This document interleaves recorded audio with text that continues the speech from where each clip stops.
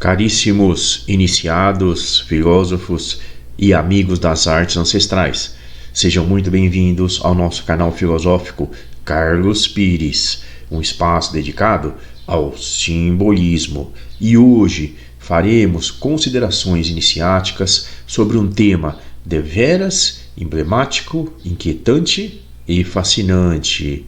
Voltamos aqui à mitologia do Éden, do paraíso, Adão e Eva ali naquele jardim maravilhoso, quando surge aquela hipótese ou versão de como surgiu a mulher de Adão, Eva. Para toda a tradição do livro da lei, de todas as vertentes, profetas e escritores, Eva teria surgido da costela de Adão. Mas, de acordo com um grande estudioso norte-americano, isso pode estar um pouco equivocado. Eva teria nascido, brotado ali de outra parte do corpo de Adão. E neste momento, meu poderoso adepto de Adão ou de Eva, peço que você interrompa aí seus prazeres no paraíso e se inscreva em nosso canal, ative as notificações e também compartilhe esse conteúdo, porque assim você estará ajudando muito a divulgar os valores, as verdades e as virtudes das entidades iniciáticas mais ancestrais. Obrigado! O foco aqui da nossa abordagem não é se realmente esses fatos aconteceram ou não, ipsis literis, como seria o caso da abordagem histórica, arqueológica, antropológica e assim por diante. No caso de uma reflexão simbólica e até filosófica, o que importa é o que isso representa para todos nós, para as tradições, para as mitologias mais antigas e atuais e para as entidades iniciáticas. No caso do surgimento da Eva, ali na mitologia do Gênesis, que aliás é um tema recorrente aqui em nosso canal, temos aquela versão, digamos, mais oficial, formal, chapa branca, de que Eva teria surgido ali da costela de Adão durante um sono. Deus, o Jeová, apareceu ali, viu que Adão estava meio triste, sozinho, e falou: vou criar uma companheira para esse indivíduo aí. E teria acessado o lado ali do peito, tirado uma costela de Adão e feito, elaborado a Eva, a primeira mulher. Depois ele fechou certinho lá e reconstituiu o corpo do primeiro homem. Até aí, tranquilo. Essa é a versão narrada pelos escribas ali antigos, numa língua hebraica ancestral, aramaica, que depois foi transcrita para o grego, aquela chamada versão da Septuaginta, e depois foi traduzida do grego para outras línguas pelo mundo. Os termos então saíram ali do hebraico para o grego e depois para o restante.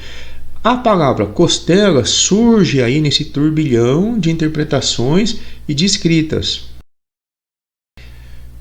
A dúvida é, será que realmente, quando os escritores originais ali foram narrar essa passagem, eles estavam mesmo se referindo à costela de Adão? Aqui surge a figura deveras emblemática de um grande estudioso, professor, scholar lá dos Estados Unidos, chamado Zion Zevich. Ele, nascido em 1942, fez seu mestrado em 64, doutorado em 74 e passou a integrar ali a Universidade de Maryland, nos Estados Unidos, na cadeira voltada ao ensino e à pesquisa de religiões antigas. O professor Zevich tem várias obras antológicas exatamente sobre esse tema, religiões ali do Oriente Médio principalmente. Mas o destaque em nível, digamos, mais popular e mundial surgiu a partir de meados de 2013, quando ele publicou um livro realmente lançando a sua nova hipótese ou teoria sobre o surgimento de Eva ali no paraíso. Em sua obra, O que realmente ocorreu no Jardim do Éden, que saiu pela editora da Yale University, ele menciona ali, em suma, que o termo hebraico para costela foi escrito como sendo tsela. Esse tsela não tem nada a ver realmente com costela. Aliás, de acordo com o nosso professor Zione, tsela aparece cerca de 40 vezes no Velho Testamento e em nenhum momento ela é traduzida como costela, exceto lá no Gênesis. Tsela, que depois virou no grego algo como pleurá, seria uma menção a uma estrutura que está anexada lateralmente ou ao lado de algo que se mantém em pé ereto.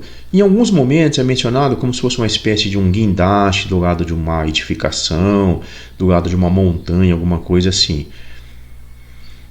Contextualizando ali para aquele momento em que estava Adão sozinho no paraíso, seria então a tsela, que para muitos seria costela, mas não é na visão desse estudioso, algo que quando Adão está em pé se projeta lateralmente do seu corpo. Então poderia ser, sei lá, o nariz do Adão, o pé ou algo diferente. Para o professor Zione Zevich, a referência ali é óbvia. Estavam mencionando aquela estrutura, digamos, do órgão reprodutor de Adão, mais ou menos algo desse tipo. Porque, como a narrativa diz que um pedaço da costela ou de osso do Adão gerou o corpo da Eva, ou mesmo a persona inteira da mulher, o osso que teria sido removido de Adão seria exatamente o osso desse órgão aí, porque em todos os mamíferos, ou praticamente todos os mamíferos, o órgão de reprodução tem uma estrutura óssea um pouco cartilaginosa, chamada em alguns círculos de baculum, e que no caso do homem está ausente. Então a narrativa seria mais ou menos essa. O homem teria sim essa estrutura originalmente, no caso Adão teria, e Deus a removeu para criar Eva. Daí a ausência agora desse pequeno ossinho no corpo adâmico. Um outro possível argumento que corrobora essa tese é de que, e isso o professor não fala, mas a gente aqui leva também, talvez, essa situação em consideração, porque sabemos que os mestres do passado sempre observavam o que ocorre nas outras contingências, nos outros fenômenos, para interpretar algo que eles não estavam entendendo muito bem ali, do ponto de vista, digamos, científico, empírico. Por quê? Se você fosse, naquela época, atribuir de onde saiu Eva, o corpo da Eva, de qual região ali da anatomia corporal de Adão floresceu, brotou a Eva, seria da sua costela, da sua boca, do seu nariz. Se você fizer ali uma correlação com o que ocorre em relação aos nascimentos naturais, por onde surgem as crianças? É mais ou menos na mesma região lá, por onde teria eclodido a vida de Eva, na visão do professor Zione. O livro, então, causou um grande alvoroço, uma certa inquietação, tumulto aí, tanto nos meios acadêmicos como também na mídia em geral, no meio popular. Muitas críticas surgiram, mas o tsunami mesmo de reações viria só em 2015, quando, a partir desses dados e estudos do livro, o próprio autor lançou um artigo no periódico talvez mais reconhecido e famoso nessa área, o Biblical Archaeology Review, com uma chamada até meio marqueteira: costela de Adão ou baculum, que é aquele ossinho do órgão específico lá. Aí houve, obviamente, uma série de reações, vários outros estudiosos, alguns acadêmicos, outros nem tanto, jornalistas, passaram a analisar essa situação, e a argumentação, em muitos casos, era que as pessoas, os estudiosos, acadêmicos, achava essa versão inaceitável, inconveniente. Não é possível um absurdo desse.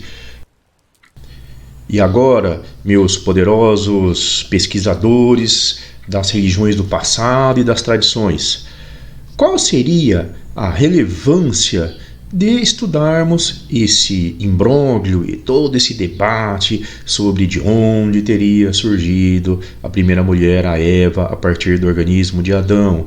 Porque isso tem algum valor, notadamente, em relação às reflexões iniciáticas, esotéricas e até maçônicas.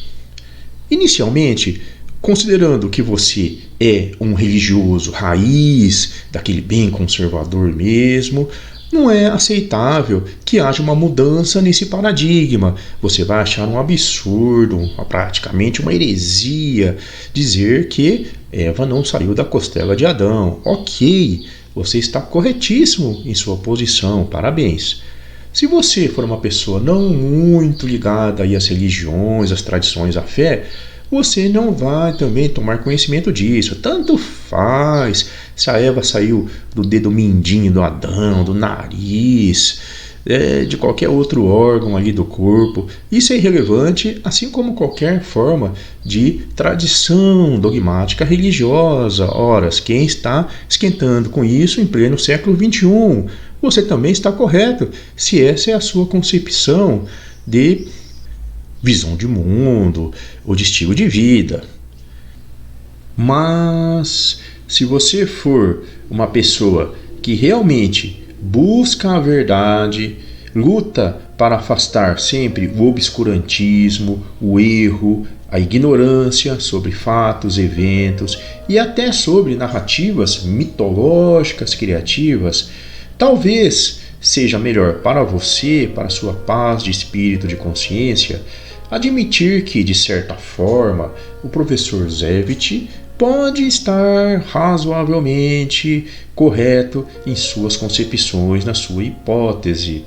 Talvez, sim, houve um pequeno erro gratuito ou arbitrário lá atrás, na tradução daqueles textos sagrados, e isso gerou toda uma narrativa, digamos, um pouco diferente do que seria ou teria sido o desejo, a vontade, a concepção do projeto arquitetônico daqueles antigos mestres do passado que criaram as tradições religiosas mais sagradas, poderosas e relevantes.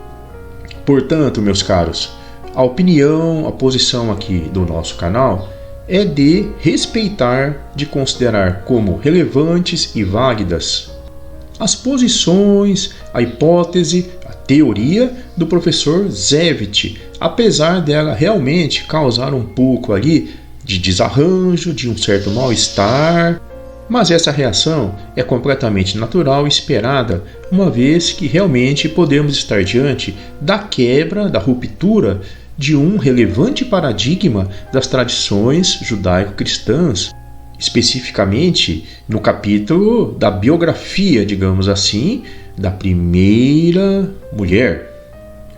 Se no futuro surgirem evidências ou dados que refutem ou que confirmem essa teoria, estaremos aqui novamente para refletir sobre esse tema, que é deveras emblemático, inquietante e fascinante para todos aqueles que apreciam as artes iniciáticas mais ancestrais. E agora, meu caro, que já não estamos mais no Éden, no paraíso, há muito tempo, peço a você que não se esqueça de se inscrever em nosso espaço se ainda não fez, dê um like aqui em nosso vídeo e também acompanhe os outros trabalhos aqui do nosso canal. Muito obrigado, grande abraço.